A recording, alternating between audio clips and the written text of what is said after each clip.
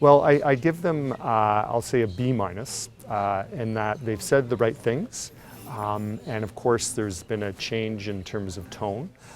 But what we need to see now is the content. And what I mean by that is that when we talk about being more involved in multilateral affairs, when we talk about more involvement in development in places like Africa, when we talk about the need for an enhancement of our role in peace and peacekeeping, we need to see what that looks like. And so I'm as anxious as most people to see where the government's going to go in these areas.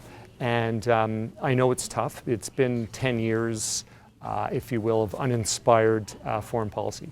And so it's important to take the time, but I think we need to start seeing some concrete initiatives as to how they're going to achieve some of these goals they set for themselves in the election.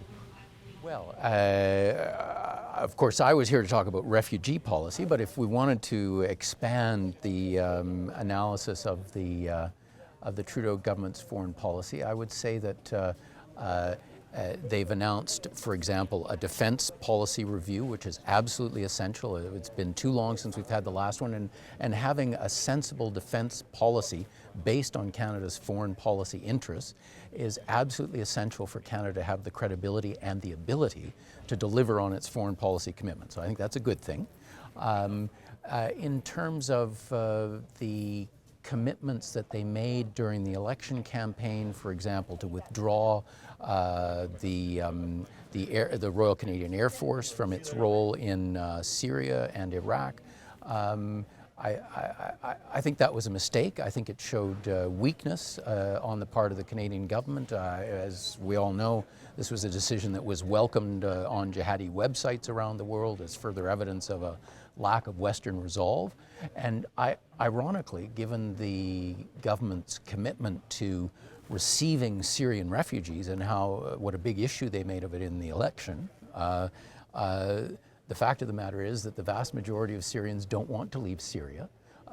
And if we really want to help the Syrians, what we need to do is to create the conditions in Syria such that they are not forced to leave.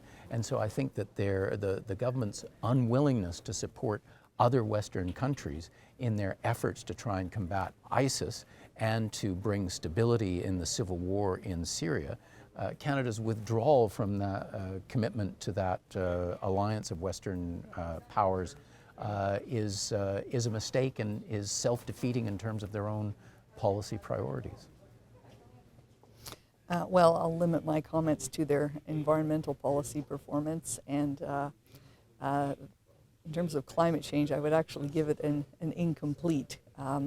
We've had going on 25 years of Canadian governments attempting to create a Canadian climate change policy, and thus far no federal government has come up with an effective response. So I think it's unfair to expect concrete results from this government in the first 100 days. It's not surprising that they haven't been able to accomplish what other governments were unable to accomplish over decades. So the actions they've taken thus far are very encouraging, but it's certainly not sufficient to address the problem.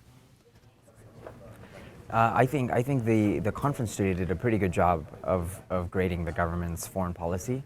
The average grade of I think it was a B or a B plus, and I think that pretty much sums up how well the government has done. There are lots of fantastic improvements from the previous government. A real commitment to multilateralism, a real commitment to soft diplomacy.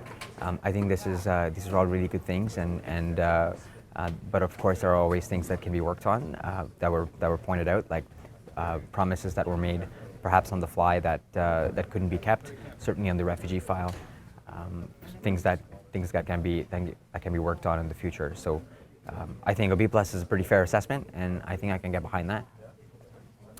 Trudeau's foreign policy has been a step in the right direction for sure.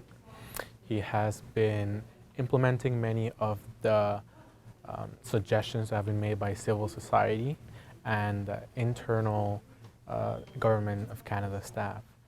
I specifically like the fact that he has gone back to evidence-based policy rather than partisan-based policy.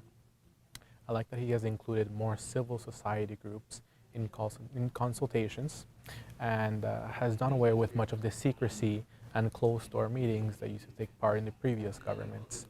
I think that this can only improve our connections with the rest of the world through our civil society networks and through state-to-state networks, because the policies will actually be based on things that will benefit mutually rather than partisan interests.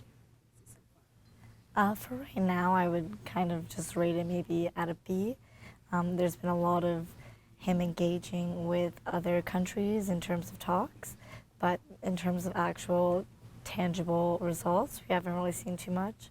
I'm particularly interested in trade and economic development, so he was just at the World Economic Forum, so that was really interesting to see, but I'm more interested in seeing what comes after that. Things like the TPP as well, we're still waiting to hear on their official kind of response about that and how they feel and if it will be ratified. So I'm just kind of holding back. Like I said, I think he's made good promises, and it seems that he has good intentions, and I'm excited to also see Canada play more of a role in terms of security and items like that, and how we're going to respond to things that are going on in the world. But I think we still have some time to see what's coming and what he's going to do.